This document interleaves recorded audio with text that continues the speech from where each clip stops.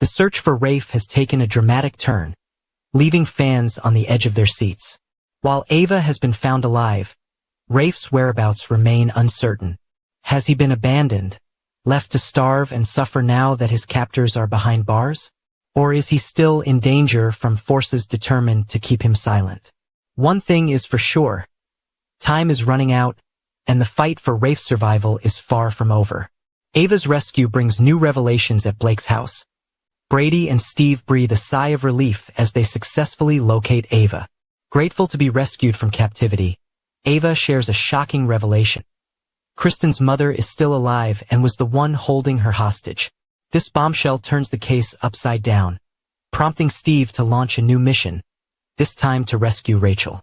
Determined to put an end to this nightmare, Steve follows the leads Ava provides, setting off to track down Rachel and bring her to justice. His relentless pursuit ultimately pays off when he finds Rachel and takes decisive action. Before long, Steve has Rachel in custody, marching her down to the police station in handcuffs to face interrogation. But just as it seems like this chapter is coming to an end, new threats begin to emerge. A sinister plot unfolds. Kristen and EJ are never ones to sit idly by when their plans go awry. As soon as they realize that Ava has been freed, they waste no time in devising a counterattack. With renewed determination, they make their way to Blake's house, eager to put their latest scheme into motion. What drives them there so urgently? It seems EJ has something sinister in mind. A syringe filled with an unknown substance. His target? Rafe. As Kristen and EJ enter the house, it becomes clear that they are willing to go to any lengths to regain control of the situation. The tension skyrockets as EJ attempts to inject Rafe with the mysterious substance, but Rafe refuses to go down without a fight. In a desperate bid for survival, Rafe struggles against EJ, throwing punches and dodging his attacker's grasp. The room erupts into chaos as Rafe fights for his life, determined to escape and finally put an end to the torment he has endured. Will he be able to fend off EJ and secure his freedom, or will his suffering be prolonged as the DiMera family tightens its grip on him? The battle for Rafe's freedom. Meanwhile, at the police station, Sean finds himself involved in the arrest of Rachel, further complicating an already tangled web of deceit and betrayal. Will Rachel's capture lead to crucial information that could help locate Rafe? Or will the truth remain hidden, leaving him to suffer in captivity while his allies scramble to piece together the puzzle? Rafe is nothing if not resilient, and he refuses to be broken. Even as his situation grows more dire, he begins formulating a plan. With new guards overseeing him, he sees an opportunity, a chance to outwit his captors and break free. Every moment counts as he plots his escape, knowing that his survival depends on his ability to outmaneuver those who seek to control him. Jada's growing frustration. Is it too late for Rafe? While Rafe fights for his life, another storm is brewing. Jada, his fiancée, is growing increasingly frustrated and heartbroken by his absence. But it isn't just worry that consumes her, it's anger. As days pass with no sign of Rafe, Jada finds herself turning to Sean for support. Their bond deepens as they spend more time together, sharing drinks, playing darts, and finding solace in each other's company. What starts as innocent companionship soon develops into something more. Just as Rafe finally sees a path to freedom, he may find that the life he thought he would return to has already begun to slip away. Will Jada still be waiting for Rafe when he makes it back? Or will his prolonged absence push her into Sean's arms for good? The emotional fallout promises to be just as intense as the physical battles he has endured. What's next for Rafe? One thing is certain, Rafe's journey is far from over. As he fights to reclaim his freedom, shocking revelations and unexpected twists await. Will he triumph over his enemies and return to the life he left behind? Or will new betrayals and heartbreaks make his homecoming bittersweet? Stay tuned, because Days of Our Lives is about to deliver some of the most thrilling moments yet. No matter what happens, Rafe's fate is about to take a dramatic turn that no one saw coming. In the latest episode of Days of Our Lives, emotions run high as the tension between truth and deception reaches a breaking point. Belle's suspicion and EJ's manipulation as the morning sun filters through the windows. EJ wakes up to an unsettling sight. Belle standing at the foot of his bed, arms crossed, eyes locked onto him with an intensity that immediately puts him on alert. Her posture is stiff, her expression unreadable, but her voice carries an undeniable edge as she reveals what she heard in the dead of night. She claims he was talking in his sleep, muttering about Jada, about a setup, about framing her for a fall. EJ, ever the calculated strategist, does not panic. Instead, he tilts his head, amusement flickering across his face as he coolly dismisses her claim. He doesn't talk in his sleep. He never has. Belle's accusation, while dramatic, is fundamentally flawed.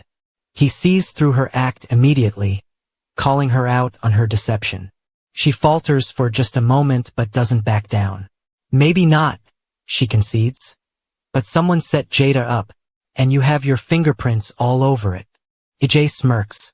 He loves a challenge, and Belle is giving him one wrapped up in self-righteous indignation.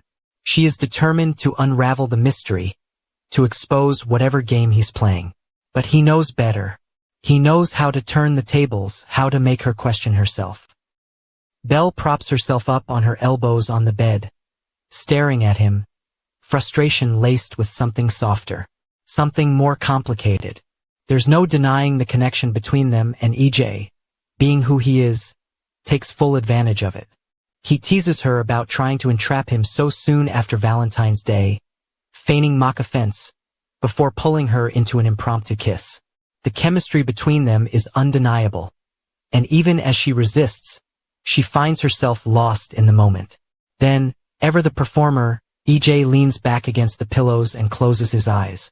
With deliberate calculation, he fakes sleep and, in a hushed voice, confesses to setting Jada up.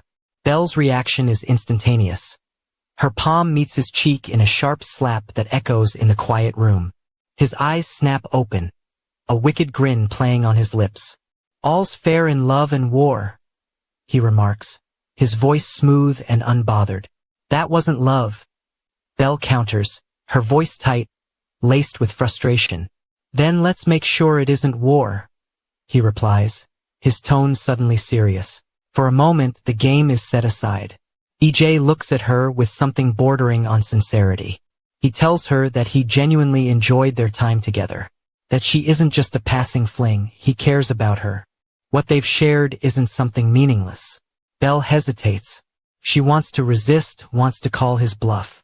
But something about the way he says it tugs at her. Maybe there's a shred of truth in his words, a small part of him that means it. And so, they kiss again, this time softer, less urgent. When she finally pulls away, she hands him an envelope. "For Kristen," she says. "Just leave it outside." Then, with one last lingering look, she walks out, leaving EJ watching her go with an unreadable expression. Jada's struggles and Steve's support meanwhile. Across town, Jada is lost in a dream, one where Rafe stands before her, eyes filled with regret, voice thick with emotion. He apologizes, tells her he knows the truth now. He knows she's innocent, knows EJ framed her, and he still loves her. He drops to one knee, asks her to get the ring back. Just as she's about to respond, she wakes up. The room is dimly lit, the reality settling in like a weight on her chest. No Rafe. No grand apology. Just the quiet solitude of Stephanie's couch. A knock on the door pulls her out of her thoughts, and when she opens it, she finds Steve standing there, his face lined with concern. "Just checking in on you," he says, stepping inside. Jada forces a small smile. "I'm fine." Steve doesn't buy it. He sees the exhaustion in her eyes, the weight of the accusations still lingering on her shoulders. He reassures her he knows she was set up and he intends to prove it. As she listens, a spark of hope flickers in her chest. She isn't alone in this fight. Steve is on her side. But then he sighs, rubbing a hand over his face. There's more. Another burden weighing him down. He explains how he's been pulled into Ava's disappearance, dragged into a mess because of Brady. Jada listens intently, then suggests that the department's technology could help analyze voicemails, could uncover hidden clues, background noises. Something that could help them get closer to the truth. Steve nods, appreciative but firm. "I'm working on it," he says, then pauses before adding, "But I'll tell you one thing, when this is over, you're getting your job back. You should be commissioner again." Jada raises an eyebrow. "And EJ, he'll be demoted in the process." A slow smile spreads across her face. That would be a sight to see. Steve reassures her once more. JJ and Sean are already looking into things. Right now, his focus has to be on Ava. On his son. But Jada isn't alone. The Johnsons have her back. He reaches out, pulling her into a firm hug. "This is my other daughter," he murmurs. For the first time in a while, Jada feels like she has a family. Like she belongs. And for the first time since this ordeal began, she allows herself to believe that maybe, just maybe, the truth will finally come out.